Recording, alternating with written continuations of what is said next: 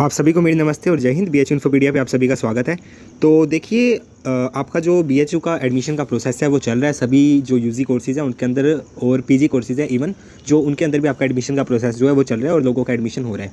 तो इसी बीच में बहुत सारे कैंडिडेट ऐसे होते हैं जिन्होंने मल्टीपल यूनिवर्सिटीज़ में अपना एडमिशन के लिए जो है काउंसलिंग के लिए पार्टिसिपेट किया होता है।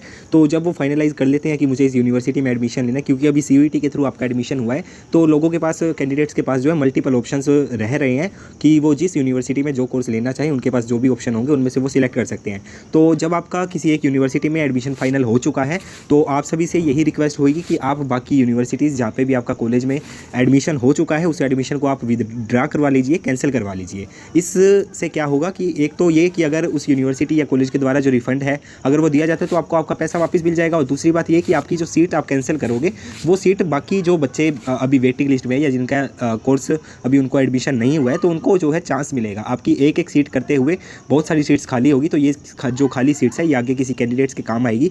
तो इस वजह से आपको अपना एडमिशन जो है बाकी यूनिवर्सिटी से कैंसिल करवा लेना चाहिए। अगर बीएचयू की बात करें तो बीएचयू में आपको जो है 100% रिफंड प्रोवाइड किया जाता है अगर आप अपने एडमिशन प्रोसेस के दौरान अपना एडमिशन होने के बाद में कैंसिल करवा लेते हैं तो ठीक है। तो रिफंड होने का एक जो है पूरा प्रोसेस होता है वो मैं अभी आपको समझाऊंगा, लेकिन उससे पहले आपको कुछ जानकारी देना जरूरी है। एडमिशन प्रोसेस जो है जब तक आपका चल रहा है उससे पहले अगर आप अपना जो है एडमिशन वो कैंसिल करवा लेंगे तब आपको जो है आपका रिफंड मिल जाएगा। इसके अलावा अगर बात करें रिफंड और किन किन कैंडिडेट्स को मिलता है, तो जिन कैंडिडेट्स का अपने पोर्टल पर कोर्स एलोकेशन के दौरान एक्स्ट्रा अमाउंट चला जाता है, जैसे मान लीजिए पहले किसी कोर्स में आपको 10,000 फीस आपने पे की थी, बाद में कोई और नया कोर्स मिला उसकी आपसे फीस जो है वो कम है, तो आपका जो एक्स्ट्रा अमाउंट गया हुआ है वो एक्स्ट्रा अमाउंट आपको वापस रिफंड में मिलता है और वो सभी जो चीज़ें हैं वो क्लेम फॉर्म के थ्रू होती है। ठीक है, तो ये सभी केसेज है जिनके अंदर आपको रिफंड प्रोवाइड किया जाता है। अगर बात करें कि क्लेम फॉर्म आपका कहाँ मिलेगा, कैसे मिलेगा, क्या प्रोसेस रहेगा, उसकी बात करते हैं। देखिए आपका जो डैशबोर्ड है मेन जिस पे आपको कोर्स एलोकेशन और ये सभी ऑप्शन देखने को मिलते हैं, जब आपका एडमिशन प्रोसेस खत्म हो जाएगा तो उसके बाद में आपको जो है वहाँ पे एक नया ऑप्शन देखने को मिल जाएगा जिसका नाम क्लेम फॉर्म रहेगा। ठीक है, तो उस क्लेम फॉर्म को जब आप ओपन करोगे तो जिन जिन का कैंडिडेट्स का पैसा आपके पोर्टल पर बकाया पड़ा है, चाहे उन्होंने एडमिशन कैंसिल करवाया है, चाहे उनका एक्स्ट्रा अमाउंट गया हुआ है, चाहे उनका पेड से रेगुलर में अपग्रेड होने पर जो एक्स्ट्रा अमाउंट पेड का है वो वापस मिलना है, तो ये सभी चीज़ें आपको आपके पोर्टल पर ऑटोमेटिकली सारा कुछ देखने को मिल जाएगा कि आपको कौन सा कोर्स कब अलॉट हुआ था, उसकी आपने कितनी फीस पे की थी, करंट में अगर आपका कोई कोर्स है तो वो बताएगा और क्या अमाउंट है वो सब कुछ वो वहाँ पर जो है लिखा आ जाएगा। तो ये अमाउंट है कि इस कैंडिडेट का जो है पहले 9500 पे किया हुआ था और बाद में जो इसको VCW में कोर्स मिला उसका 9,000 था, तो ये जो 500 अमाउंट है ये इनको वापस मिलेगा। अगर आप अपने एडमिशन कैंसिल करवाते हैं तो आपको पूरा का पूरा जो आपने 2,000, 3,000 या 10,000 जितना भी आपने पे किया है वो आपको पूरा का पूरा रिफंड मिलता है और रिफंड में टाइम लगता है। ठीक है, उसकी भी हम बात करेंगे। तो जब आपका क्लेम फॉर्म आ जाएगा उसको आपको इसी तरह से सारी जानकारी जो आपकी है, बैंक का name, branch name, account number और ये सभी इन्फॉर्मेशन फिल करने के बाद में इसका प्रिंट ले लेना है। ये प्रिंट प्लस में आपके जो बैंक का अकाउंट होगा उसकी जो भी इन्फॉर्मेशन होगी, पासबुक वगैरह, उसका जेरोक्स, ये 2 आइटम जो है ये आपको आपकी फैकल्टी में, आपके फैकल्टी ऑफिस में जाकर जमा करना होगा। उसके बाद में आपका जो है 1 से 2 महीने में आपका रिफंड आता है।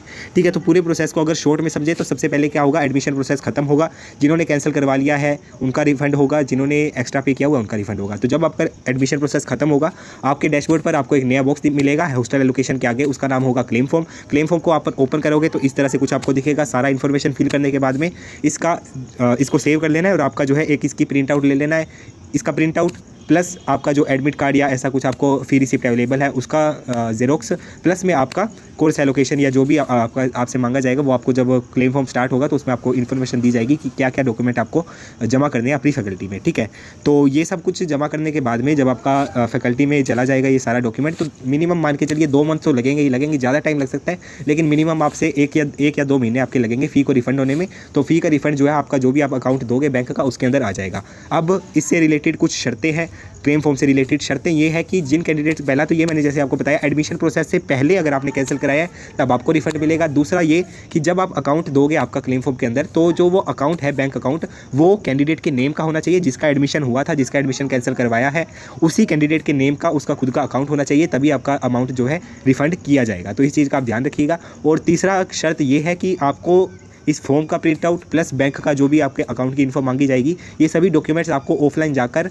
अपनी फैकल्टी ऑफिस में जमा करने होंगे। उसके बाद में आपका रिफंड का प्रोसेस आगे बढ़ाया जाएगा। तो इन सभी शर्तों के बाद में अगर आप इनको क्लियर कर लोगे तो आपको आपका रिफंड जो है 2 से 3 महीने में आपके बैंक अकाउंट में दिख जाएगा। ये पिछले साल के हैं, क्लेम फॉर्म 2021 का है। आपको यहाँ पे भी जो है सारी चीज़ें वैसे ही बताई गई थी कि सेल्फ अकाउंट होना चाहिए, फैकल्टी डिपार्टमेंट में जो है आपको जमा करना है, बैंक अकाउंट का जीरोक्स, एडमिट कार्ड या फी रिसिप्ट का जीरोक्स और क्लेम फॉर्म का प्रिंट। ठीक है, तो इसके बाद में ये बताया हुआ है कि ये सब जमा करने के बाद 1 मंथ के लगभग टाइम लगेगा। तो 1 से 2 महीने 3 महीने ये भी लग सकता है, क्योंकि पिछले साल जो है आपका रिफंड मार्च अप्रैल में शुरू हुआ था और अगस्त सितंबर में आपको जो है जुलाई या अगस्त में आपको रिफंड देखने को मिला था। तो 2 से 3 महीने का टाइम लग गया था। अलग अलग कोर्सेज का अलग अलग टाइम पे क्लेम फॉर्म देखने को मिल जाएगा। जिनका फीस बकाया होगा पोर्टल पे सिर्फ उन्हीं को क्लेम फॉर्म दिखेगा, सभी को नहीं दिखेगा। इस बात का भी आप ध्यान रखिएगा।